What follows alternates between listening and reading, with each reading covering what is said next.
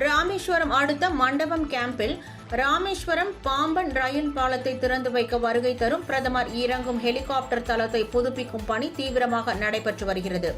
ராமநாதபுரம் மாவட்டம் ராமேஸ்வரம் மற்றும் மண்டபம் பாம்பன் இடையே சுமார் 550 கோடி மதிப்பீட்டில் மத்திய அரசின் தீவிர முயற்சியால் கட்டி முடிக்கப்பட்ட செங்குத்து தூக்கு பாலத்துடன் கூடிய புதிய ரயில் பாலத்தை எதிர்வரும் ஏப்ரல் 6ஆம் தேதி பாரத பிரதமர் நரேந்திர மோடி திறந்து வைக்கிறார்.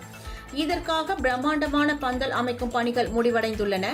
திறப்பு விழா காணவுள்ள ரயில்வே பாலத்திற்கு பாரத பிரதமர் மோடி வந்து இறங்கும் ஹெலிபேட் தளத்தில் கான்கிரீட் போடுதல், விழா பந்தல் வரை தார் சாலை போடுதல் உள்ளிட்ட பணிகள் தீவிரமாக நடைபெற்று வருகின்றன.